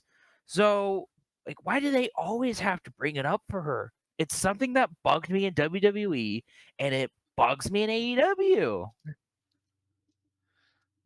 Yeah. Yes to all that. Yeah. Anyways, surprisingly, I didn't hate the Jack Perry match. Right? Yeah. His Me neither. entrance, I was like, whoa, like it all of a sudden it like right from the like the first few beats of that entrance, I was like, huh, I think I'm gonna give him another shot. Cause like I don't know, like we said earlier, I'm a sucker for a good entrance, and I thought that was it looked great. His packaging was great, that song was good. Yeah, the song is pretty badass. Like, it's pretty cool. Oh, I still don't like Uh, Jack Perry. I'm just saying I didn't hate this match. I thought it was fine. I liked how short it was. That's fair. yeah, it was super short. But yeah, we got a TNT title match. Jack Perry defending against Darby Allin in a coffin match. Darby Allin's never lost a coffin match thus far in AEW, and Darby's got uh, thumbtacks glued to his face. That was cool. And then Yeah. I liked how Jack Perry would smack him and be like, "Ow!" And then he would do it again. He's like, "Ow!" And it's like, well, yeah, what would you do? Because that's like the best place to hit someone. Yep. Darby drop kicks Jack Perry while he's sitting in a chair. Darby topes Jack Perry, but misses and hits the coffin instead. Jack Perry has a bag of real glass. He He dumps did it it. on the mat, and the crowd chants, "Oh, cry me a river." I'm That glad was they did pretty their real cool. glass spot, but there's a part of me that still wishes Jericho did it, so it could be like, "Look, real glass. Why don't you cry me a river, Hook? Cry me a river." Like just do it in the crap Jericho way, but it was much better done with Yeah. Jack Perry. Like just him pouring it out. I popped, and I never thought I'd like this match at all, but I was like, "Fuck yeah, we get the real glass." They zoomed in on his face too, and he just had that like little shit-eating grin. It was pretty good. Like, Mhm. haha, fuck you, CM Punk. And then the crowd said that. Yep, yep. Uh, Jack Perry gets back body dropped into the glass. Uh, Perry tapes Darby's hands together. Jack Perry power bombs Darby Allin on the ramp and then whips him with the belt and then ties up his legs with the belt and then throws him off the stage onto a table. And I like how the announce team were like, that's got to be 10 feet. And they're like, oh, maybe that was 10 to 15 feet. And Taz is like, that had to be 20 feet. Like they just Yeah, kept going up and up. like you could have just said, "Man, that was a big drop," but they were like, "Man, that was like 10 feet." Oh, that doesn't sound good enough. It was no, it was no, it was like a Yeah. 50-foot drop. It was a 50-foot drop, and it's like, I mean, I still thought it was a good spot without you guys just adding and adding. So I don't know. Yeah, I think that kind of took away from it a little bit. Well, then they were Jack, like, sorry, they were like, Jack Perry's like 6 foot, so that added it. It's like it's not like Jack Perry like gorilla pressed him; he just threw him off. oh, So yeah, it was weird. it was. Jack Perry puts Darby in a body bag and then puts him in the coffin. Uh, gives him a running knee and then closes the lid for the win. The Young Bucks show up, bring out a gas can with clearly not gas in it, and pour it Apple juice. on the coffin and on Darby. Uh, Jack Perry's got the lighter. He's grinning and lighting it, and then the lights go out, and we hear "Seek and Destroy" by Metallica. It's Sting. He takes out Jack Perry with a bat, and then gives the Young Bucks a double Scorpion Death Drop. Then pulls Darby out of the coffin. Awesome. This was so cool. Like I needed that. That like took like a match that was like a 5 and turned it into an 8.5 for me. So it was good. It was good. Yeah, yeah. For me, the match, it was what it needed to be. Like I understand what they're trying to do, and they're trying to make a star out of Perry. And for me, I wouldn't call him star, but it's slowly working. By the end of this, I was like, okay, I get it. I like I said, the presentation from his entrance for me, I was into, and um I guess part of it is like I'm so used to him as still Jungle Boy and like what he was able to do, and him not doing that anymore because he's a heel and more serious. It's kind of hard to rectify that in my head. But I didn't hate it. And it bought us some more time where I'm like, I'm willing to see what he does next. Yeah. Uh, I liked the match. Thought it was fine. It's just one of those things where, like, looking back at how much he didn't, like, he was willing to be set on fire before taking this match, and then he beat Darby like really conclusively and like a pretty smart way. I was like, why were you so against this match if you just like won so easily? But that like it doesn't matter because this is like AEW's like, oh that like whatever that didn't happen. Like we're just past it. So that was fine. I liked the real glass spot. I liked Darby with the thumbtacks. That was fun. Um, and then it was good to see Sting. But other than that, it was just kind of like, we're in and we're out. Peace. Yeah. Yep. Short and sweet. Cool. Yeah, we finally get to our main event here. The final countdown. Title versus career match. Swerve Strickland defending the AEW World Championship against Bryan Danielson. They have a really awesome video package of Danielson. He starts out meditating, lots of footage of Ring of Honor, then his family. Danielson gets the final countdown entrance theme, which, yeah, of course, right? That really wasn't in doubt. Uh, Although he did do an interview that he's like, don't be surprised if you don't hear it. But that was Look, a I think there's a famous quote from Brian Danielson in some interview where he's like, "Oh, I love lying. Like I love lying to the audience and working them." So I think about that a lot with him, especially with the retire sweater that you wore Yeah. on Dynamite. I was just like, he was working us, brother. We were yep, shooting ourselves into a work. yep. Everyone's singing every word to it. Like the whole crowd is going completely crazy. What a moment. Swerve gets his theme performed live and it sounded great. Yeah. Like those rappers sounded really good. Like I don't know how they did that, but it sounded really good. Mm-hmm. Uh we got Jim Ross on commentary. He calls him Daniel Bryan. We got Bree, Birdie, and Bernie in the front row. I have something Brian funny Daniels I want is to bring up about Brie, but I'll wait. But like, I was laughing at Brie. Danielson springboards on Swerve to the outside.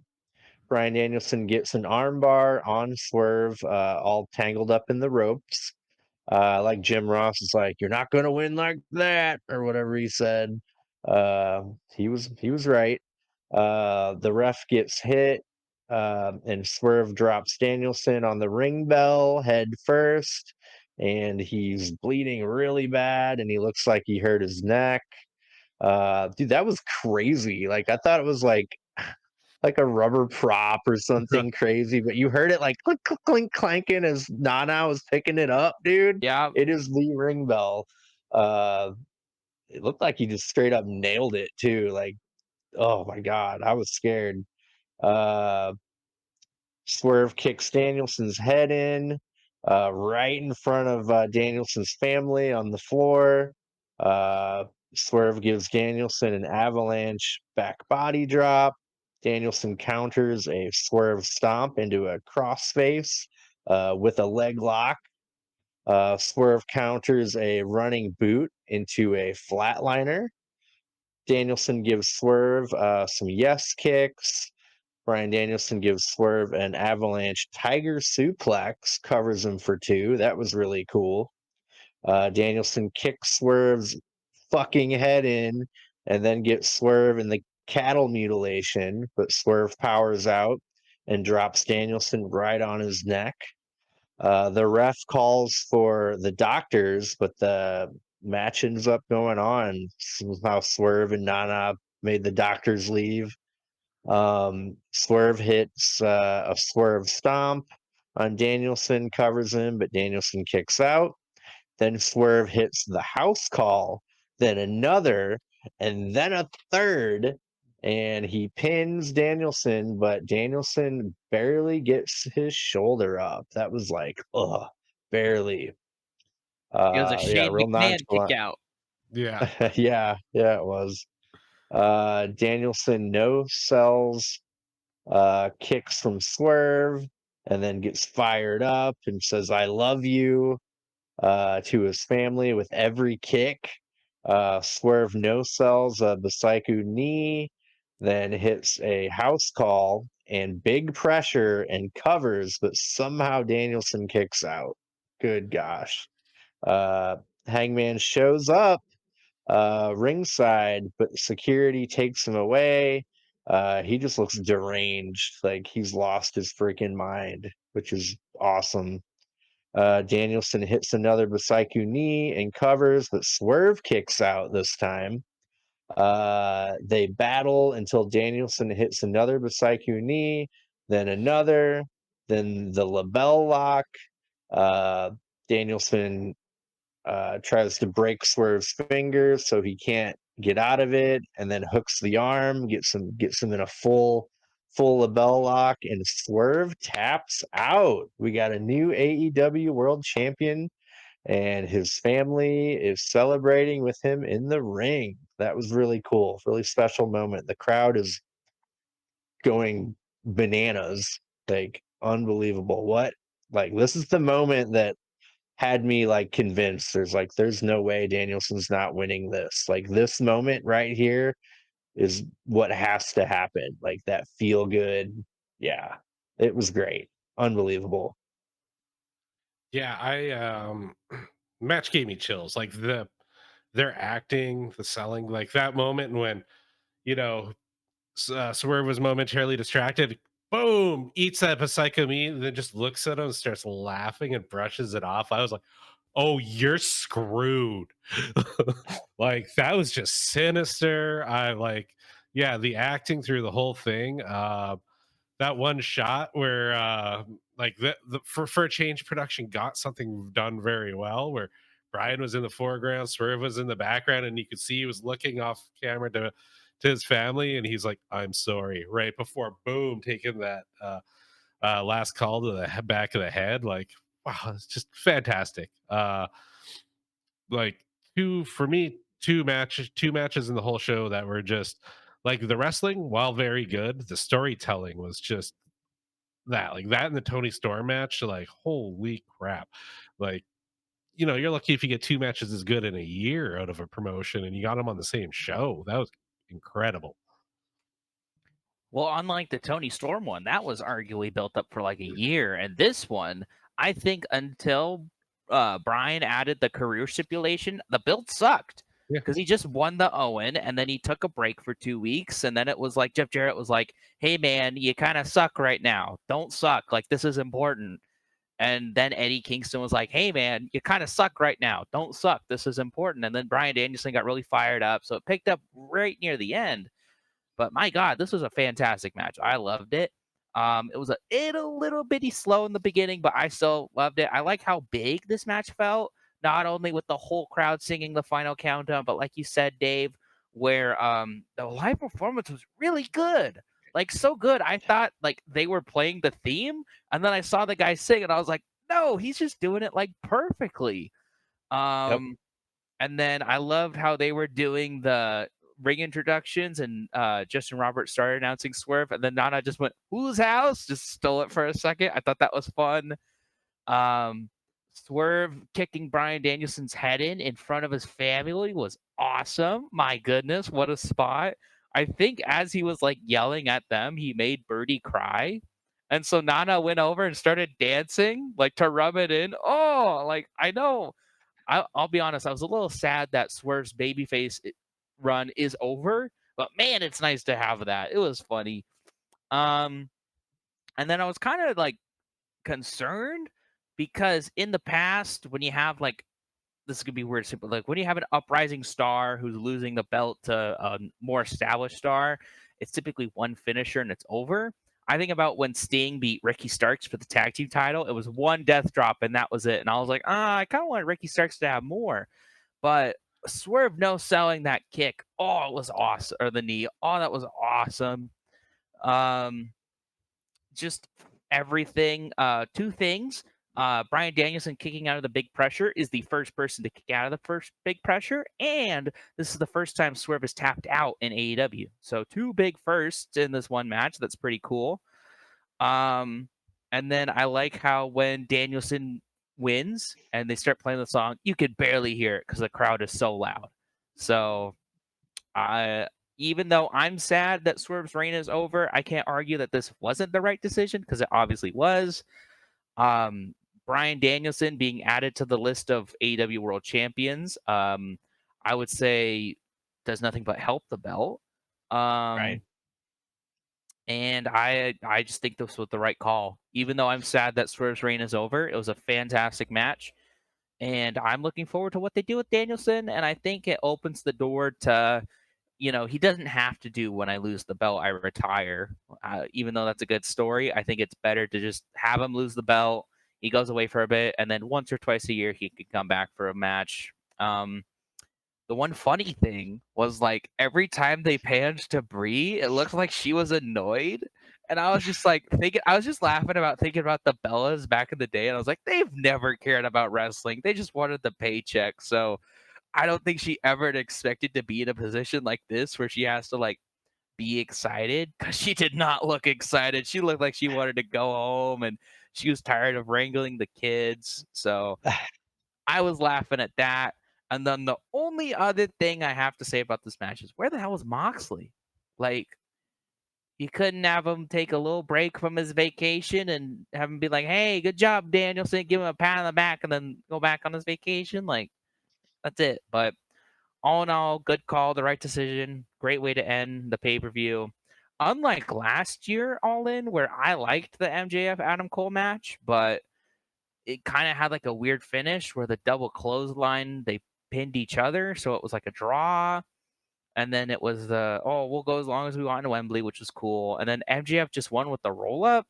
This one had a much better ending. Yeah. So I think all in all, this was just a much better show than last year's All In. I think people really wanted to like last year's All In, and it's not like I'm saying that like it's a bad show. It wasn't, but like all the British wrestling YouTubers were like, "Oh, it was the best show of the year," and it's like, "Yeah, because you were there, and it was Yeah. 80,000 people, and I'm sure that was fantastic." I think Wrestle Dream was one of the greatest shows last year, but I was also there, and it was my first pay per view, so I'm a little biased. Um, but by far and away, I think you can make a great argument for this being the greatest show of the year. I think it's better than WrestleMania. I think it's better than Revolution. I think it's better than Forbidden Door. I think it's better than Dynasty. And especially there only being, in my opinion, two stinkers and everything else being at least fun. I think that's a win. Like you got to Yeah. walk away with that as a win. So Yeah, that just and the overall tone of the night it was fun. It was like it was a celebration of wrestling. It was great. Yeah, I think Danielson winning was good for AEW. Like that's a good business move. Him being in the lineage of the World Championship is really cool. I think that was really important to Tony Khan. And Swerve re-signed too.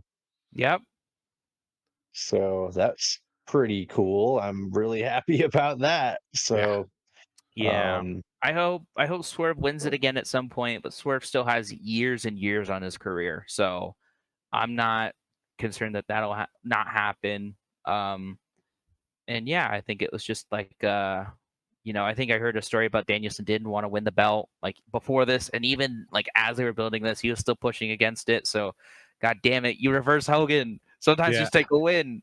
But um again, I think the only sense of like me being against this is just because I loved seeing Swerve's rise so much. And of course it eventually had to end. So I'm just sad that it did, but I think they ended it in the best way possibly Yeah. they could. So I'm excited for what happens next. you got me thinking about John Moxley. My theory now is he's gonna show up on Dynamite and beat the shit out of Danielson and they're gonna Maybe feud. that'd be a good like solid heel turn for Moxley because Yeah. he's been really boring, I'd say the last however Yeah. many months. Yeah, he needs to evolve. Yep. Yeah, break up the Blackpool Combat Club. It's okay. I mean, the person who created it hasn't been in AEW for 2.5 years, so it's okay. You can end it. Yeah, I want to see where Claudio and Yuta go with Pac. I think that's really fun. Um, yeah, great pay per view. Really Yeah. enjoyed it. Monet Baker didn't do it for me. Um, No, and yet again, I I feel like we're getting another good hard reset. Like I'm interested to tune into Dynamite now because like where are all these stories going now? What new stories are starting? yeah, yep. Um, cool. I wish we had like a correlating WCW pay per view that we could like. Yeah. but that Before doesn't we really get work as well. yeah, before we get into predictions, highs and lows. We're forcing it back, everyone. Chad, what was your highs and lows for the evening? All right, for me, high point. Man, that is tough. I'm actually gonna pull the two big moments, Tony Storm and Daniel Bryan Danielson out of it because they just feels too obvious to me. But I was in love with both those matches. Holy crap! Nigel McGuinness returning. Um, Even though like they've even announced it a few times, like he's cleared to wrestle, it still caught me off guard. I was like, wow, that's awesome. Well, I think Uh, feel good moments, man. I love them. because what I was booking for the Nigel return match was because he was even on commentary for the final round of the Hangman versus Brian Danielson Owen Hart match. So I was like, it's perfect. Nigel costs Danielson. It's Hangman Swerve, yada yada yada, and that leads to Nigel Danielson. So the fact that they didn't do that, I just kind of wrote Nigel off, and that was brilliant because it Yeah, led to a bigger return. yeah. So yeah, I mean that's definitely a high point. that could be a feud now too. Uh-huh. Uh, McKinnis Danielson for sure. And low point for me was Jamie Hayter not being on the main card. Bad decision. I've been what since you started on the we started this podcast, and I've been always hyping her up to Chandler. You got to see her. You got to see her. Oh, she's coming back anytime. Meh, meh. It would have been so much better. And the obvious reason is because they're not pushing her to a title scene. But the obvious answer would have been to have her come out after Monet or Mariah. Yeah. But Yeah. Let's see. gave For her. me, high point, obviously Sting showing up unexpected. I thought that was pretty surprising. I did not expect that. And with Seek and Um, Destroy was really badass. yep. Yeah. Oof, that was an expensive few minutes of TV. Then And then the final final count. countdown. Yeah. Yep. Yeah, it was. Let's see. My low point, man. Uh, that wimpy moneymaker from Monet. Uh, yeah, that didn't do it for me. That should not have won the match. So yeah. How about you, um, Chandler? I'm gonna ignore what Chad said. My high point was the Tony Storm Mariah match. I mean, It's fair. I'll remember that match for the rest of my life. It is officially one like that's John Cena, AJ Styles at SummerSlam, the Hangman, Adam Page, Swerve Death match, and now Tony Storm Mariah All In. Like those are some of my favorite matches I've ever seen in my entire life. Um, so yeah, I loved it. I thought it was a perfect finale to their storyline. It's very hard to pull off matches like that where it's a long storyline and if they'll conclude it well, and I think they Yeah. did. And there's even room for them doing it again, which is awesome. And then my low point, I'm just gonna say the whole chunk from the MJF Osprey video package to the ending of the Monet match. I was disinterested with this entire show, especially because those first 2 hours blazed through. I was like, "Holy crap! I'm halfway through the show." Like, kind of like what Chad says, where it's, "Oh, do I look at my phone?" And I just wasn't looking at my phone because I didn't want to get spoiled on anything. But I like it was so easy to watch and a genuinely fun time. I can't remember the last time I've loved that much. That's a whole episode of Dynamite where I was enthralled and interested in everything that was going on.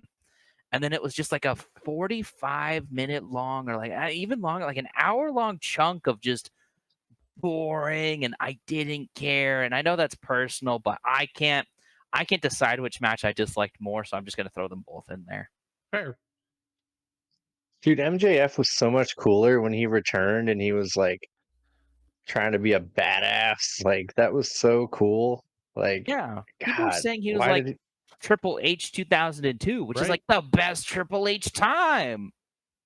Yeah, I was feeling the Stone Cold vibes from him. He was just going head on to every problem, every confrontation, not running, not being a little bitch. Yeah, I wish that would have continued. It was I just liked like, it when he wasn't hitting the kangaroo kicks, but now Yeah. he's hitting them. I think it's desperate. Like he's trying to get them to boo him or something. But I don't know. Anyways, are we ready for predictions? The results? Mhm. In dead last with 21 points.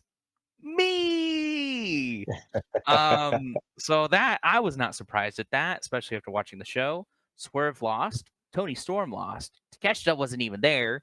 And I think that's mostly what kind of killed me. And then I didn't want Jack Perry to win, so that knocked me down from like Dave. And then I didn't want let's see who else. It's just all sorts of like little things that kept me down. But what kind of helped me was I was all in on the Young Bucks. I was all in on Osprey just because I wanted them to win it. And then the Willow Statlander match, I was more in on that. And then in a two-way tied for first. And this is why I double checked because I was like, there's no way these numbers are accurate. At 22 points. So you guys both got 1 point more than me, Chad and Dave. Wow. Wow. Crazy. Crazy. Yeah. We didn't pick a lot of the same things. I No, know. no, I think we just traded lots of wins and losses. Like, It was all the prop Yeah. bets. The yeah, prop bets are what really got me back up into the contention. But you guys were pretty split on those. Like if Dave said yes, Chad said no, and that would get him a point and blah, blah, blah, blah, blah. But this cannot stand. We need a winner. So I've been thinking all show how to do this. And I haven't come up with something because I've been more focused on talking about the wrestling. But I'm going to come up with a question. It's a good one. Okay. Um. Hmm. All right. See, it's hard because I want to come up with something that like you guys would have an equal chance of getting. Yeah. Um. Ooh. Okay. So, br- bring it back. 1 decade ago, Daniel Bryan won the WrestleMania 30 main event, defeated Dave Batista and Randy Orton. Great cheers, Miracle on Bourbon Street. Who was he supposed to lose the title to? ooh, Because they had it planned out from that day. Who was he supposed to lose the title to? And it isn't either of the people that he beat. Mm-mm. Say Batista and Orton. It is Who not. who It is he not Randy who he or beat?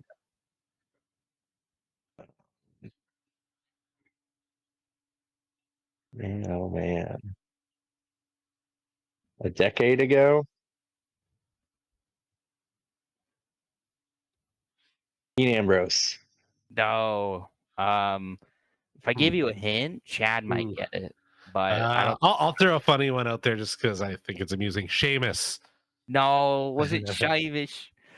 Um, any guesses? Any guesses? It's someone who did win that title that year. Oh, man, that's a huge gap. I was not watching a ton back then. Rey Mysterio. Huh. Man, who was hot around then? Yeah, I got nothing. Dave, do you give up? Um, Jinder Mahal. No, it was Brock Lesnar. Wow. Ooh. Okay. And the plan was the squash that he did to John Cena, he was just gonna do to Daniel Bryan. So in a way, we kind of got saved because people would have wanted a competitive match, and it would not have been a competitive Yeah. match. I think it was much better that it was John Cena in the long run. Um. Okay. Okay. Let's try to think of a good tiebreaker that's not like because all my knowledge is WWE. Right? Um. Yeah. Specifically during the time I wasn't watching too. That's hilarious. No, that kind of makes it good though, because it's a little Yeah. bit more even.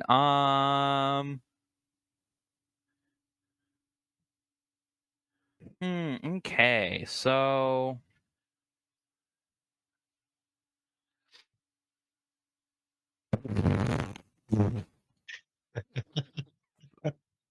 come on, I gotta think of something good.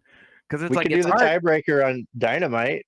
You can think of a real good one on the Dynamite. on the Dynamite review. We can come up with one on there. Yeah, Okay. think Well, about it real hard. And all then in predictions will be decided on Dynamity. yeah. Think of a real good one. Do some research. Okay, I'll have like 5. Yeah, there we go. Yeah, there we go. Yep, perfect. Wait, Do some weird I shit have an like some answer. I have TNA. an answer to the question you haven't even asked yet. Yeah. Is it Takeshita? Yes. My question was going to be, who's the best wrestler ever? So if you had to say Cody Rhodes or Takeshita, you win. Woo. Yeah, do some weird a TNA one. I don't know, something weird. I liked the one where it was like, who was WWE champion when this company was founded? That was fun. Yeah. Mm-hmm. Yeah. Cool. All right. Well, yeah, good pay-per-view. Monet Baker didn't do it for me, but everything else worked. Danielson winning was a big special moment. Man, oh man, that's gonna live on forever, that moment. And apparently there was no brawling backstage. Yay! Hey, They we still have broke the All Out. curse. We still have All Out. There could be some brawling there. You're right. Damn it. Cool. Yeah. So it looks like we'll be reviewing Dynamite here coming up next. And yeah, thank you guys for joining. This is a pretty long one, but it was a long pay-per-view. If you have not watched the show, it was pretty dang good. Like, I don't think I'll ever like wholeheartedly recommend a wrestling show because I'm always like, there's something bad about it, whatever. But like, I can wholeheartedly recommend All In. Sure, there was a chunk that I didn't like, but you might like it. And then I was thinking, like, if I gave SummerSlam like an 85, right, where it was like good, some bad, but nothing really like amazing, I'd give this like a 95. Like, for the most part, it was a pretty damn good show. Yeah. Like you have a handful of matches that you talk about years later, and you got 2 on one show. Like, that's pretty impressive. Yep. A lot of big moments. Really great. Tony Khan really went all out, and I'm or all in. Pretty happy about it. But yeah, everyone out there, don't forget to elbow drop that like button, power bomb that subscribe button, and leave a comment. Let us know what you thought of the show or anything you really want to talk to us about. We appreciate your feedback. Well, I think I'm gonna do the thing. Do the thing. Do the thing. Alrighty. Bye. Peace. Bye bye.